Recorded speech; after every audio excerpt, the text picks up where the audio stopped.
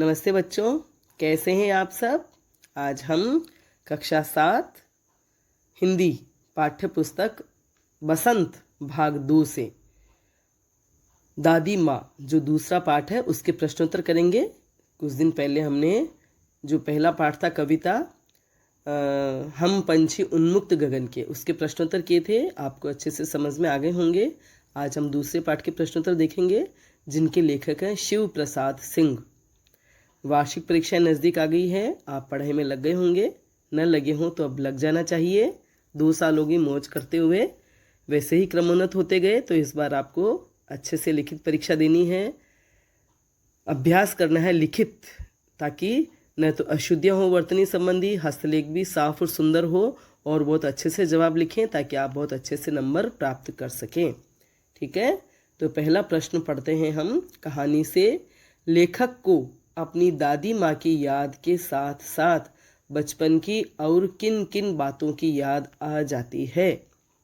एक काम आपको करना है कि आप जब भी जिस भी पाठ के प्रश्नोत्तर याद करें उससे पहले एक बार पाठ को अच्छे से ज़रूर पढ़ लें, है ना। पढ़ने से आपको प्रश्न के उत्तर आराम से दिमाग में आएंगे, ध्यान में आएंगे और आप अपने शब्दों में लिख पाएंगे।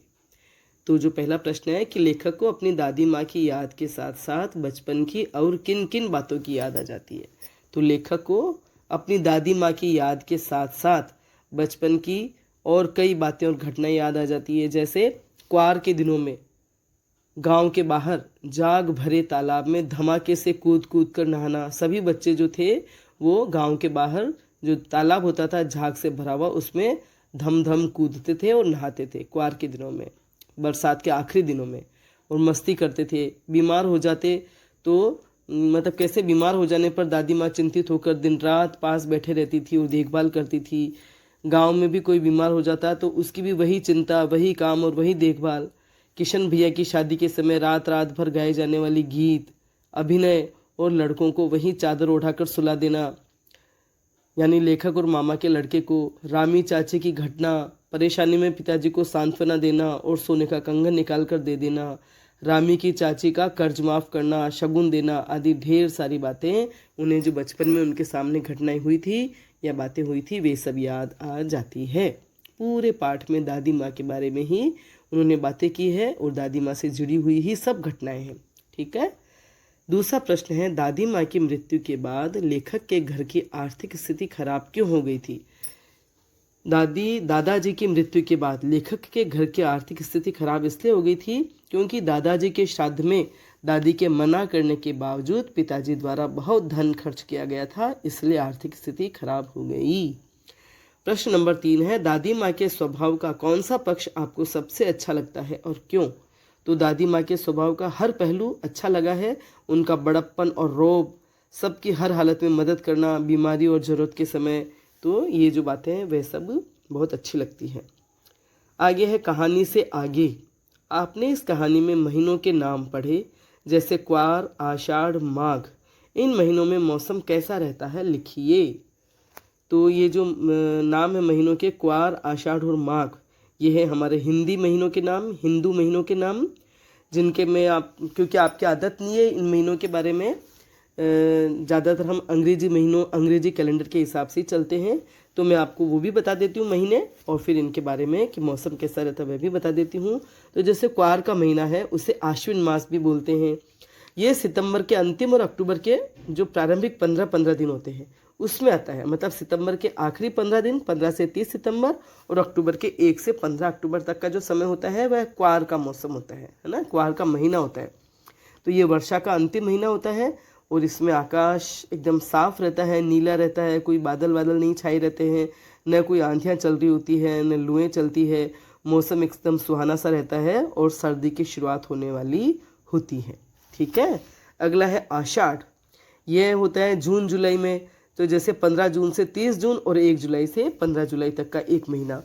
15 दिन के जो 2 पक्ष होते हैं, कृष्ण पक्ष और शुक्ल पक्ष, है ना। तो ये बरसात का पहला महीना होता है। बहुत गर्मी पड़ रही होती है और गर्मी से बेहाल होकर हम सब बरसात का इंतज़ार करते हैं कि किस घड़ी बरसात हो और किस घड़ी इस गर्मी से छुटकारा मिले। ठीक है। अगला महीना है माघ। ये होता है सर्दी का मौसम, जनवरी और फरवरी, है ना। 15 से 30 जनवरी और 1 फरवरी से 15 फरवरी तक जो दिन होते हैं वो माघ के दिन होते हैं। और इनमें मावठ भी पड़ती है, मतलब मावठ मने उसमें थोड़ी सी बरसात हो जाती है जिससे सर्दी और बढ़ जाती है।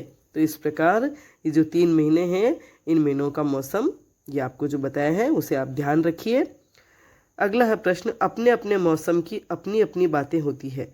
लेखक के इस कथन के अनुसार यह बताइए कि किस मौसम में कौन कौन सी चीज़ें विशेष रूप से मिलती है। तो अपने अपने मौसम की अपनी अपनी बातें होती है। मौसम हमारे यहाँ जैसे हिंदू शास्त्र के अनुसार 6 ऋतुएं होती है ना। तो जैसे बसंत ऋतु, ग्रीष्म ऋतु, वर्षा ऋतु, शरद, हेमंत और शिशिर, ये हर ऋतु 2-2 महीने की होती है। बसंत ऋतु 2 महीने, ग्रीष्म ऋतु 2 महीने, वर्षा 2 महीने। लेकिन हमारे यहाँ बिल्कुल 2-2 महीने, मतलब बड़े सूक्ष्मता से इनका विभाजन और बंटवारा किया गया है। लेकिन मोटे रूप में आप इनको मौसम की समानता के अनुसार 3 ऋतुओं में या 3 मौसम में बांट सकते हैं, सर्दी, गर्मी और बरसात। तो जो सर्दी की ऋतु होती है, क्या प्रश्न है कि भाई मौसम में कौन कौन सी चीज़ें विशेष रूप से मिलती है। तो जैसे सर्दी की ऋतु होती है उसमें बहुत ठंड पड़ती है। और मैं ये भी बता दूं कि भाई चीज़ें तो जो मिलती है उस वक्त हमें क्या क्या अच्छा लगता है। गर्मा गर्म चाय पीना, कॉफ़ी, दूध, गरम गरम खाना, पकौड़े आदि खाने की इच्छा होती है। तली हुई चीज़ें भी खाना अच्छा लगता है। और इस मौसम में फलों में जैसे अनार, सेब, अमरूद, चीकू, पपीता, मौसमी वगैरह आते हैं, मिलते हैं खूब। और नया ताज़ा गुड़ आता है। सब्जियों में सारी पत्तेदार सब्जियां जो भी होती है, पालक, मेथी, बथुआ, ये सब आती है। मटर, गोभी, बैंगन, मूली, गाजर, अदरक, नए आलू, प्याज, हरा धनिया और सब जो जमीकंद वाली चीज़ें होती है, रतालू वगैरह, वे सब आते हैं। शक्करकंद, ठीक है। और गर्मी में गर्मी पड़ती है और इसलिए ठंडा पानी, ठंडा दूध, दही, छाछ, लस्सी, ठंडाई, शिकंजी, रायते, शरबत, ठंडी ठंडी चीज़ें और ठंडे ठंडे पेय पदार्थ पीने की इच्छा होती है। फलों में और सब्जियों में जैसे संतरे, आम, केला, जामुन, अंगूर, लीची, खीरा, ककड़ी, प्याज, टमाटर, तरबूज, खरबूज, करेले, लौकी, भिंडी, तिरोही, टिंडे, टमाटर आदि मिलते हैं, ठीक है। और इस मौसम में सलाद खाना बहुत अच्छा लगता है। फिर होता है बरसात की ऋतु, वो बड़ा सुहाना मौसम होता है। इसमें ठंडी ठंडी हवाएं चलती है और घूमने फिरने और पिकनिक जाने में बड़ा मज़ा आता है। गर्मा गर्म पकोड़े, पराठे, चाय पीना अच्छा लगता है। और फलों में जो है आम, तरबूज, आलू बुखारे, अमरूद, नाशपाती और वही गर्मी वाली जो सब्जियां और फल होते हैं वही ज़्यादातर इसमें मिलते हैं, ठीक है। अगला है अनुमान और कल्पना। अनुमान और कल्पना, अनुमान माने हम अपने दिल दिमाग से अंदाज लगाएं और थोड़ी कल्पना करें। इस कहानी में कई बार ऋण लेने की बात आपने पढ़ी। अनुमान लगाइए किन किन पारिवारिक परिस्थितियों में गांव के लोगों को ऋण लेना पड़ता होगा और यह उन्हें कहां से मिलता होगा। बड़ों से बातचीत कर इस विषय में लिखिए। तो ऋण का मतलब होता है पैसे उधार लेना, है ना। इस कहानी में ऋण लेने की बात है। जैसे रामी की चाची जो थी वो ऋण के पैसे नहीं दे रही थी तो दादी डांट रही थी। तो ये कि भी किन किन पारिवारिक परिस्थितियों में गांव के लोगों को ऋण लेना पड़ता होगा, मतलब पैसा उधार लेना पड़ता होगा, क्योंकि गरीबी होती है गांव में ज़्यादातर। तो जैसे परिवार में कोई शादी ब्याह हो रहा होता है, भाई किसी की शादी या ब्याह होता है तब ऋण लेना पड़ता है। मृत्यु हो जाती है तो गांव में मृत्यु पर मृत्यु भोज किया जाता है और इतनी परंपरा और रीति रिवाज निभाए जाते हैं कि बहुत खर्चीले हो जाते हैं, तो इसलिए भी ऋण लेना पड़ता है। कोई गंभीर बीमारी हो जाए घर में, या पशु, खेत, जमीन जायदाद खरीदने पर, मकान आदि बनवाने पर, तो और गांव वालों को ये ऋण जो है गांव के ही कुछ सेठ होते हैं, साहूकार होते हैं, या जमींदार से या पास पड़ोसियों से भी मिल जाता है, ठीक है। अगला प्रश्न है, घर पर होने वाले उत्सवों समारोहों में बच्चे क्या क्या करते हैं, अपने और अपने मित्रों के अनुभवों के आधार पर लिखिए। तो घर पर जब उत्सव या समारोह मनाए जाते हैं तो बच्चे क्या क्या करते हैं, खूब मस्ती करते हैं, नए नए कपड़े पहनते हैं और जो भी वो त्यौहार के जो भी तौर तरीके होते हैं उससे मनाते हैं। घर में नए नए पकवान व्यंजन बनते हैं तो उन्हें खाते हैं। सब अपने दोस्तों से मिलते हैं, झुलते हैं, घरों में जाते आते हैं और अपने घर के कामकाज में मम्मी पापा की मदद भी करते हैं उन उत्सव और समारोह की तैयारी करने में, ठीक है। अगला है भाषा की बात। नीचे दी गई पंक्तियों पर ध्यान दीजिए। जरा सी कठिनाई पड़ते अनमनासा हो जाता है, सन से सफ़ेद। इन पंक्तियों में समानता का बोध कराने के लिए सा, सी और से का प्रयोग किया जाता है। ऐसे 5 और शब्द लिखिए और उनका वाक्य में प्रयोग कीजिए। सा मतलब सा सी और से का मतलब है समानता का बोध करना, मतलब एक दूसरे की तुलना करना या उसके जैसा दूसरे को समान बताना। तो अब जैसे और शब्द हम बताएं, जैसे बर्फ सा सफ़ेद, उसका शरीर बर्फ सा सफ़ेद हो गया है, या मक्खन सा कोमल, तो नवजात बच्चा, नवजात में एकदम जो नया नया बच्चा पैदा होता है तो उस बच्चे का शरीर मक्खन सा कोमल होता है। पत्थर सा कठोर, उसका दिल तो पत्थर सा कठोर है। चांद सी सुंदर, मेरी भाभी तो चांद सी सुंदर है। और आग सा तपता शरीर, तेज बुखार आने से उसका शरीर आग सा तप रहा है। ठीक है, तो ये से शब्द आप इनको वाक्य में, और भी आप शब्द सोच करके वाक्य में लिख सकते हैं। अगला प्रश्न है, कहानी में छू छू कर ज्वर का अनुमान करती, पूछ पूछ कर घर वालों को परेशान कर देती जैसे वाक्य आए हैं। किसी क्रिया को जोर देकर कहने के लिए एक से अधिक बार एक ही शब्द का प्रयोग होता है।